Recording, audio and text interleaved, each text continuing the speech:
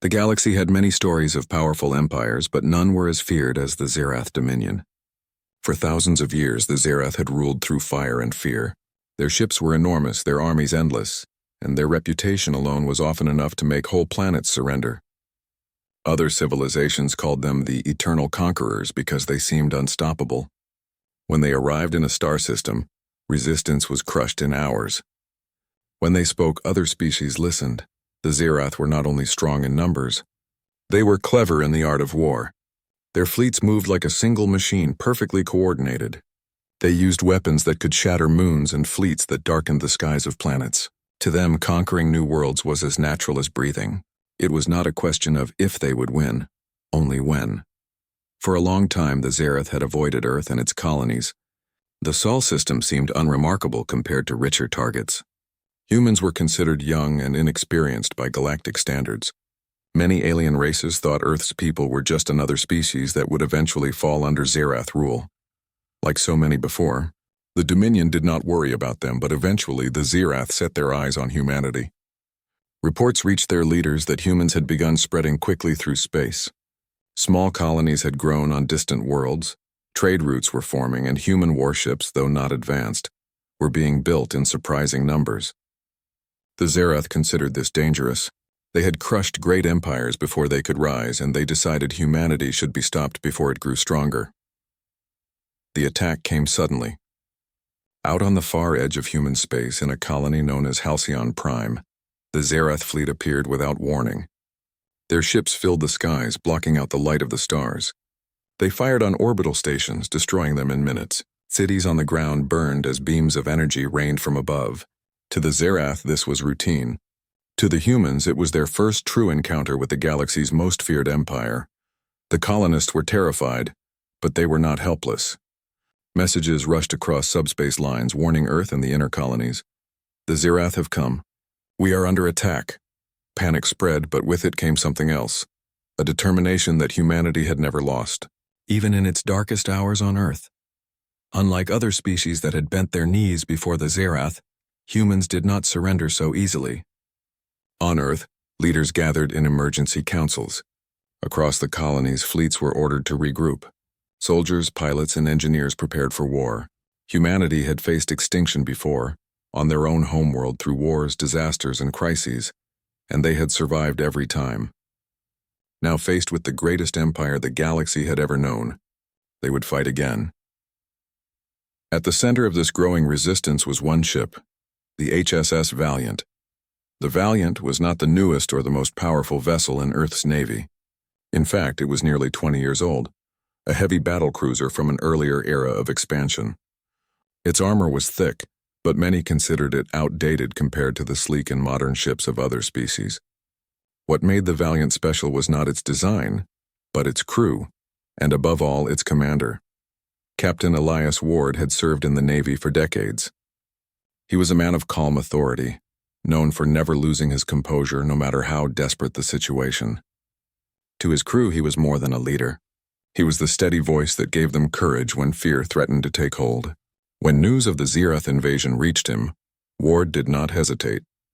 He ordered the Valiant to move toward Halcyon Prime, even though no reinforcements were near.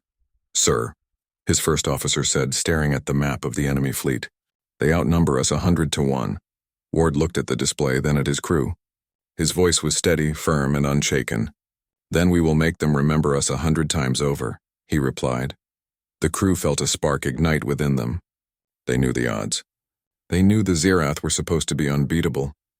But they also knew this: humanity had never been known for giving up. As the Valiant approached the outer edges of Halcyon Prime, its sensors lit up with the signatures of countless enemy ships. The Zerath Armada looked like a wall of steel and fire. The very sight of them was enough to crush the spirit of weaker races. But on the bridge of the Valiant, the crew worked quickly, checking weapons, preparing defenses, and setting battle plans. Fear was there, but alongside it was determination. Captain Ward stood at the center of the command deck, watching the enemy's formation. He did not see an invincible empire. He saw weaknesses, patterns, and opportunities. The Zerath had fought countless wars, but they had never fought humans before. That, he believed, was their mistake. Across the galaxy, the story of the Zerath's advance was being written in fire and ruin. Planets fell, populations scattered, and hope died wherever they went. But here, in the shadow of Halcyon Prime, humanity prepared to write a different story. The HSS Valiant would stand alone against an empire. It was only one ship, carrying only a few thousand souls, yet it carried something greater than numbers or weapons. It carried the spirit of humanity, the will to resist, the courage to fight, and the belief that no enemy was truly unstoppable. The first shots had not yet been fired, but already the battle had begun. For the first time in history, the Zerath Dominion was about to face something they had never truly understood. A human warship, crewed by people who refused to bow. And in that moment, the fate of galaxies would begin to change. The silence of space was broken as the Zerath fleet moved closer to Halcyon Prime. Their ships were enormous, shaped like blades of black steel, glowing with the energy of weapons that had ended hundreds of civilizations. To them, the colony world was already theirs. Resistance was only a formality. They expected the humans to beg for mercy, just as countless others had before. But standing between them and the planet was the HSS Valiant. The human warship looked small compared to the wall of Zerath vessels, one against many. A lone defender against an empire. On the bridge of the Valiant, Captain Elias Ward stood straight, his eyes fixed on the tactical display. Around him, his crew worked with calm urgency. They knew their chances were slim, but no one left their post. Enemy ships entering firing range, the tactical officer announced. The crew waited for the captain's order. Ward's voice was firm. Hold your fire until they commit to their attack. Make them think we are weaker than we are. It was a dangerous gamble, but Ward understood the Zerath mindset. They were arrogant. They believed humans were no threat. If he could use that arrogance against them, even for a short time, the Valiant might survive longer than expected. The first wave of Zerath cruisers opened fire. Blazing beams of energy cut through space and struck the Valiant's shields. The ship shook violently, alarms flaring. Several officers gripped their consoles, but no one panicked. Shields holding at 60%, reported the defense officer. Ward gave a sharp nod. Return fire. The Valiant's cannons roared, launching bolts of plasma and missile salvos toward the nearest enemy ships. 2 Zerath cruisers were hit hard. One spun out of formation, smoke trailing from its engines. Another exploded in a bright burst of fire. The crew of the Valiant cheered briefly, their fear turning into energy. But the battle was far from won. More Zerath ships closed in, their weapons cutting into the Valiant's defenses. Captain, we can't outlast them in open combat, the first officer warned. I know, Ward replied, his eyes sharp. That's why we won't fight them in open combat. He gave the order and the Valiant dove into a nearby nebula cloud. To the enemy, it looked reckless. To the humans, it was strategy. Inside the nebula, sensors became unreliable. Visibility dropped. The Zerath ships hesitated, unused to such conditions. But humans had trained for unpredictability. They thrived in chaos. Inside the swirling colors of the nebula, the Valiant played a deadly game of hide and strike. It fired sudden volleys, then vanished into the gas clouds. It released decoys that tricked Zerath weapons into firing at empty space. It jammed communications, sowing confusion among the enemy fleet. Every time the Zerath thought they had cornered the human ship, the Valiant slipped away, reappearing in another direction to deliver another devastating blow. Slowly, carefully, the mighty armada was being forced to respect a single warship. On the bridge, the crew pushed themselves to the limit. Sweat dripped from foreheads, hands moved quickly over controls, and voices rose with each new report. Yet through it all, Captain Ward remained calm, guiding them like a steady hand through a storm. At one moment, the communications officer reported, Captain, intercepted enemy transmissions. They can't believe one ship is holding them back. A small smile touched Ward's lips. Good. Let them doubt themselves. The moment they question their invincibility, they've already lost half the fight. But victory was still far away.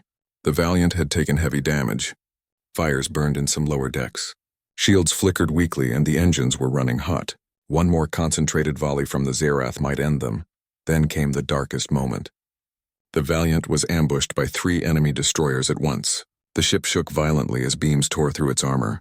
Consoles sparked. A section of the hull was breached, and damage control teams rushed to seal it. The crew fought to keep the ship alive. "Shields failing, Captain," cried the defense officer. Ward's voice cut through the chaos. "All power to forward guns. Aim at their command ship." The crew obeyed. The Valiant gathered its remaining strength and unleashed a furious barrage. The Zirath command vessel, larger than any human ship, staggered as explosions ripped across its hull. Its weapons flickered, its formation broke, and the rest of the fleet wavered. For the first time in centuries, a Zirath command ship was crippled in battle.